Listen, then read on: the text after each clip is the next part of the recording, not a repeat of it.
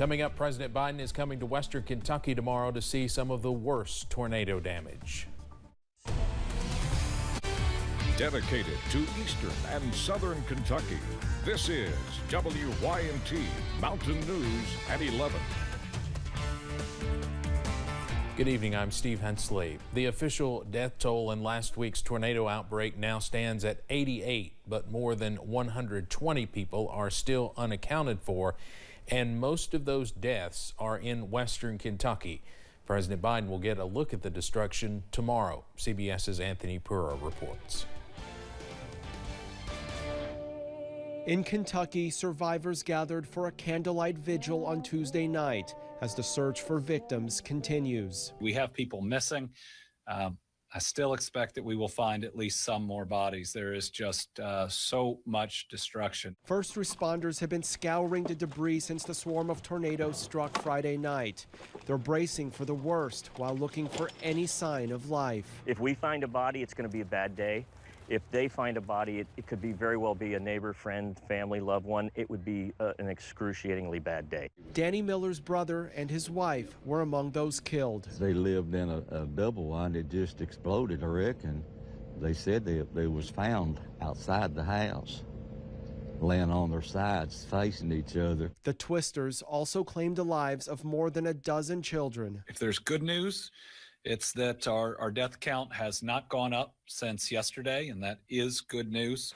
Federal disasters have been declared in several states. President Biden will travel to Kentucky on Wednesday to see the damage firsthand. Anthony Pura, CBS News, Los Angeles. A community candlelight vigil was held this evening to remember those who were lost in the tornado damage. The federal government is using its resources in search and utility restoration efforts in Western Kentucky. Congressman James Comer, who represents Mayfield, says what many of us have seen on television does not do it justice. The congressman says restoring power and water as quickly as possible is the main focus. Comer says he will also work to help those who are under or uninsured. Everyone that I talked to that lost everything they had, they said, we're going to rebuild. You know, they're not going to get us down, and they thank God for being alive. I mean, it's just a special kind of place in the world. It's rural America, and it's where I'm from, and I'm proud to be from rural America, and these people are as well, but they're going to need a lot of help.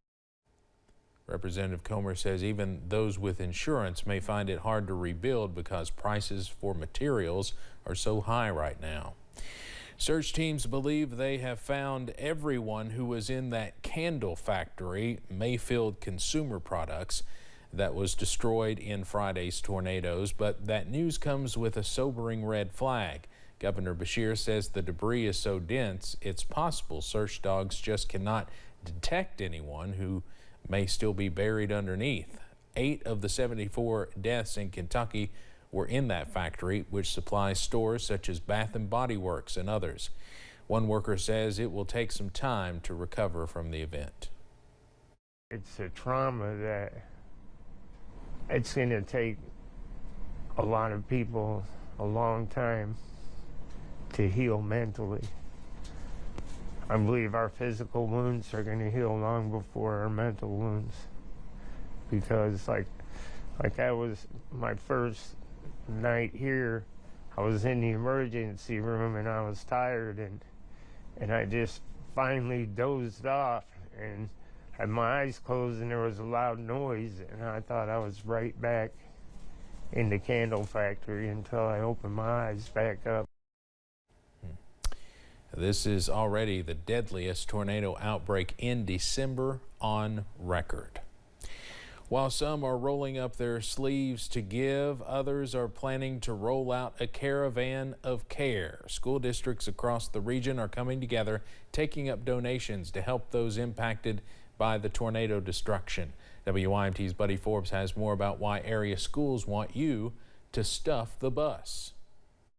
With the storms in the rear view, whenever you see loss, it's devastating. The devastation left behind moves the people of Kentucky forward toward one goal. It's heart-wrenching, and particularly at this time of year, which is supposed to be a time of joy and happiness. School districts from across the Big Sandy region are joining a larger effort to bring in donations. hoping to make some small impact on the people of Western Kentucky. When I pulled in on Monday morning, I just got out, just getting ready to start the day. There's already somebody parked outside saying, where can I take this stuff? Some superintendents simply trying to offer compassion. You try to teach a child earliest as do unto others as you would have them do unto you. And but for the grace of God, that could be us. While others have seen different versions of devastation firsthand. They're becoming supply hubs. They're becoming counseling hubs. They're becoming, they're trying to provide for the needs of the people of their communities. Knowing the difference it makes to see the cavalry come through. See people to bring in those supplies was something that just knew that we weren't alone. Stuffing buses in 16 districts with water, food, necessities, and toys, with plans to leave their home schools next week to drive home what it means to be a neighbor. When we talk about commonwealth, people are across this community, across this state, are about the commonwealth of the entire state. Sending a streak of yellow to help out fellow Kentuckians. In Lawrence County, Buddy Forbes, WYMT Mountain News. The 15th Region Caravan is expected to leave Monday morning, meeting up in Winchester with another caravan before heading to Western Kentucky to deliver the supplies.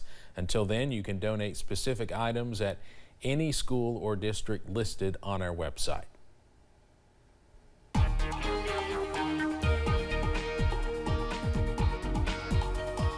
It was thankfully another quiet day around not just the mountains but the entire state today as the cleanup continues out in West Kentucky. We've got one more dry day on the way before showers return to the forecast, and I emphasize showers to finish the week. I-64 camera at Moorhead. You see traffic moving smoothly on I-64 after a pretty nice sunset around the mountains today. It was mild. A lot of us in the low to even middle 60s. I'd count 64 in the middle 60s. That's where many of us ended up the day today. Big sandy, a little bit cooler. The Cumberland Valley near 65, as were we here in Hazard. Still mild in some spots. Jackson's still at 53. Wise at 52, as is Moorhead.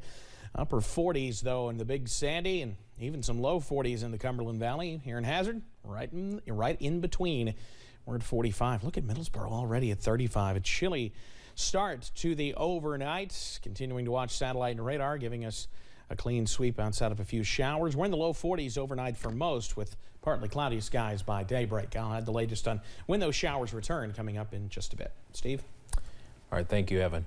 The Big Creek Volunteer Fire and Rescue Department in Clay County lost its longtime chief, Elmer Jr. Sparks, after a battle with COVID-19. WYMT Zach Hawk spent some time with folks close to him, his fire team, who shared stories about Junior. The Big Creek community mourns the loss of Fire Chief Junior Sparks with a candlelight vigil. Junior, he always, people were calling him all the time to help do things, so he always had this need for service. So, you know, Junior, he was the first one to step up to say, you know, I'll help. Sometimes he seemed like an old TV show firefighter. He would come get cats out of trees if you called. He was that kind of guy. And the fire department was his second home. He loved his work on the fire department. He's a good Christian guy, and he always dedicated his time and service to the fire department. And he just, I mean, we was all family here, and we all love one another. A family that could have a good time. Oh, he was a joker. He was always teasing us. Oh yeah, he never grew up. I mean, he was a kid all the time. He was also quick to help outside the department. Me and my brother needed a babysitter. He was in. So he was always cutting up with the gang here, but he was the leader. Regardless, when it come time for a leader, he was it. Which leaves large shoes to fill. He'll want somebody to fill those shoes and try to be the leader that he was. It's going to be hard. It's going to be hard to find somebody to do that, but I think there's great people here in this community that's going to step up. That's what he'd want. Leaving a community and a fire department to honor and remember a fire chief's lifetime of service. In Clay County, Zach Hawk, WYMT Mountain News. A public viewing will be held Saturday at 6 o'clock at the Britton Funeral Home in Manchester, followed by a funeral service on Sunday. A Letcher County family is grieving the loss of a mom and grandmother. 82-year-old Lois Adams was pronounced dead in her home by the Letcher County Coroner's Office Sunday. Kentucky State Police say foul play is suspected in her death. Her niece says the family is looking for answers as to who could have been responsible. Her children hadn't heard from her that day, and they went to her home and checked on her, and they found her. Like I said, she was sassy and feisty, and she rode four-wheelers, and she was the best. Her visitation begins at 6 o'clock tomorrow evening at the Letcher Funeral Home. With recent threats and school shootings, educators and those who work alongside them are working tirelessly to ensure students are safe in the classroom. Executive Director of the Kentucky Center for School Safety, John Akers, says a big part of harm prevention happens outside of the classroom. It's important for parents, guardians, and mentors to ensure kids fully understand the legal consequences that come with negative actions. They need to tell these children that, hey, don't do those things. It's against the law. It's a Class D felony if you terroristically threaten the school. Akers adds that parents, guardians, and mentors must be vigilant about what kids are saying to one another. If you hear something that is off-putting, it's best to reach out to someone and report it.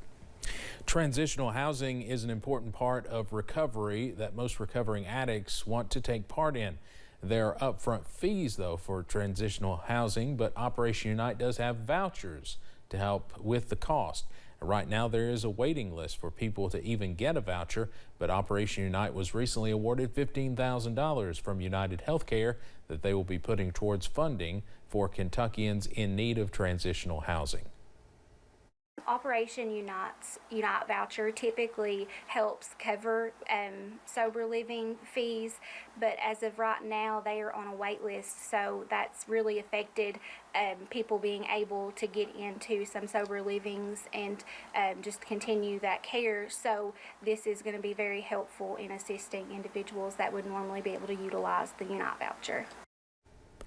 The application opened to Kentuckians on November 29th, and 19 people have already applied. A well-known Eastern Kentucky optometrist has died. The University of Pikeville, Kentucky College of Optometry announced that Dr. Gerald Combs died Monday after a long illness. The primary eye clinic on UPike's campus was named in his honor in 2019. He was a former KOA Optometrist of the Year and president, and also served his community in many different roles, including Knott County Little League president from 2002 to 2012. Funeral arrangements have not yet been announced. Coming up at 11, we'll take you to Floyd County, where Christmas came a little early for several kids today at a hospital. And showers look to move back into the region later on this week. I'll have the full details on when you'll have to grab the umbrella again on the way. Donley now our year-end savings at Don Franklin Corbin Toyota. Take advantage today of $500 TFS APR cash on select new 2020.